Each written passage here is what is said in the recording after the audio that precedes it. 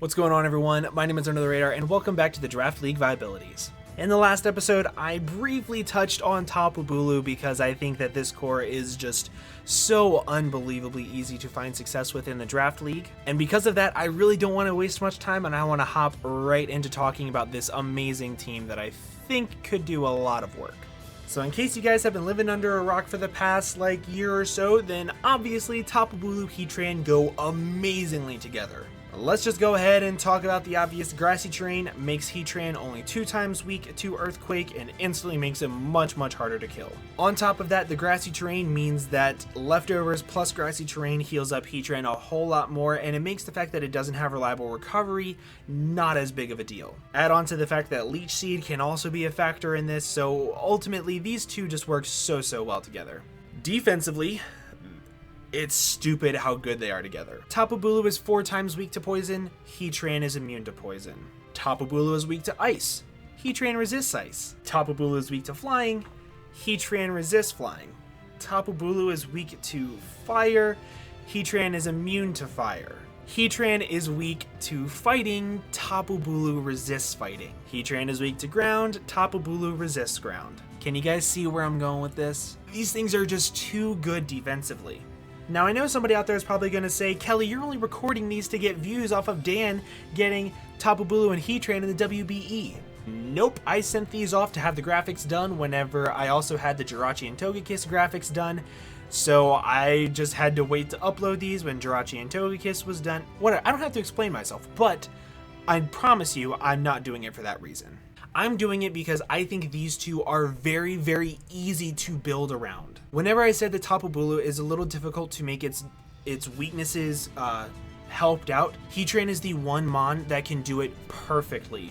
So I think that these two are amazing together. Let's talk about Heatran on its own and what it brings to the table. It brings a Stealth Rocker, a Phaser, it brings a Fire Immunity, it brings a very good Steel Killer, it brings a Trapper, it brings a very good Toxic Immunity, it brings a very good Toxic User because things that could synchronize Toxic back onto your walls, such as Mew, you don't have to worry about that. It brings a very good Choice Scarfmon, a very good Choice Spexmon, and a very good Speed tier. While Tapu Bulu and Heatran are very close in speed, 75 and 77 are very different.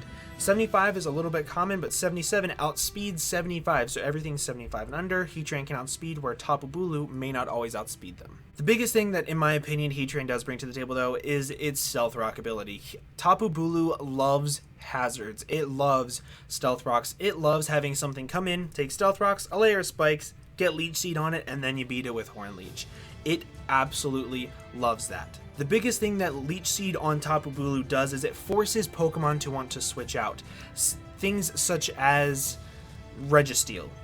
It forces it to want to switch out, meaning that if you have a Stealth Rock and a layer of Spike Up, it's going to be chipped down immensely just from coming in, taking Leech Seed, having some of its strength drained, and then having to switch out and having to come back in and take that all over again. So that alone helps Tapu Bulu immensely.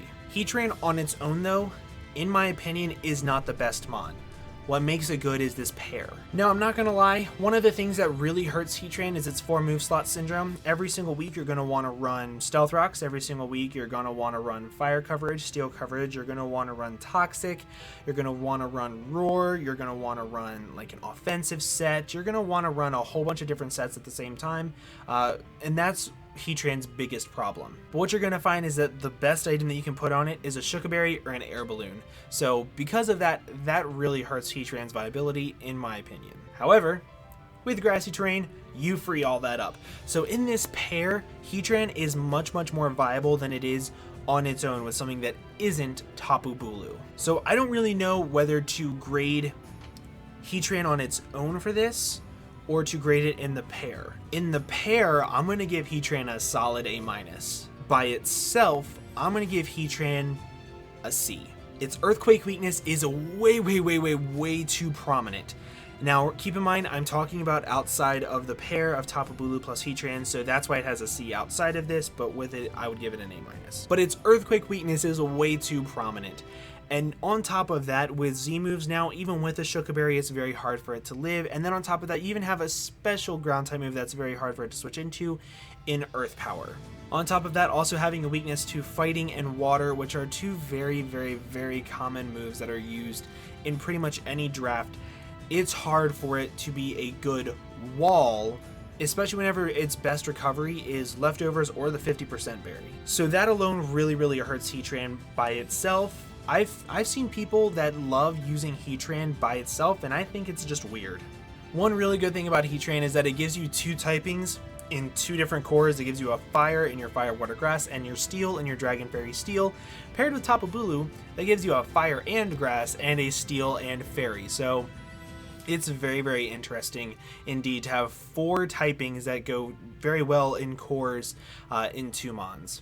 Personally, my favorite thing to do with Heatran is to run it very offensively. I loved running Scarfed Heatran or Choice Specs Heatran and getting a kill whenever you drop it in.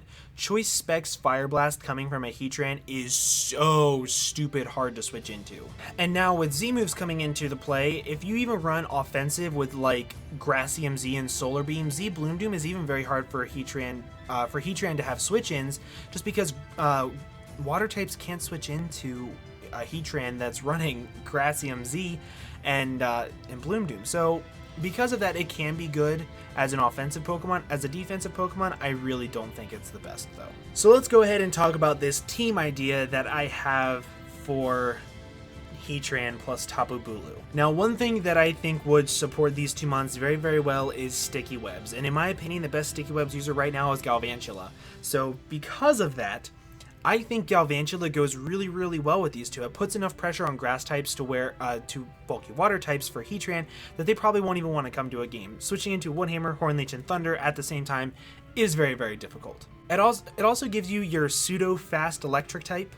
At base 108 speed, you do outspeed almost a lot of the drafting tier right now because of the speed and the power creep.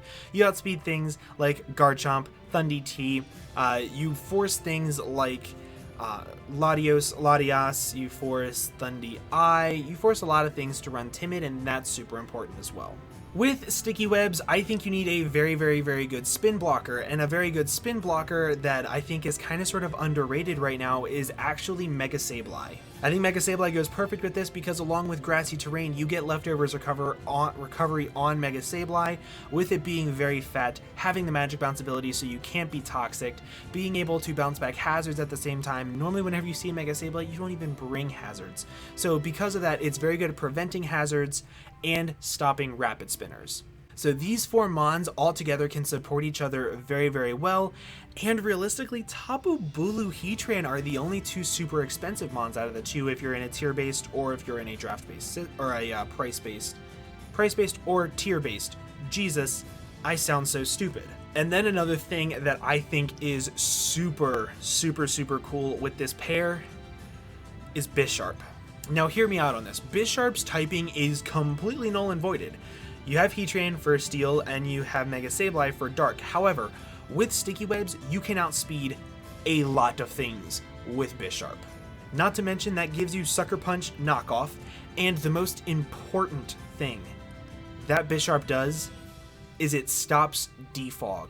You now have a very good spin blocker and something to prevent defog, to where your opponent has to be careful when they get rid of these hazards, because if they do, you could just get a plus two boost with your Bisharp, and instantly this thing is in prime range to sweep through a team. So all of these things working in very good conjunction. Sticky Web supporting the speed tier of Bisharp, Tapu Bulu, and Heatran, having a very good spin blocker, having leftovers recovery for your spin blocker from Tapu Bulu, having your defog like prevention, having your pretty fast electric type. That leaves you a lot of room to get something. Also, two of your cores are almost completely complete in your Fire, Water, Grass, and your Dragon Fairy Steel. But what that does is that gives you a lot of room to fill out the rest of your draft however you want it and however you feel that you would benefit from this the most.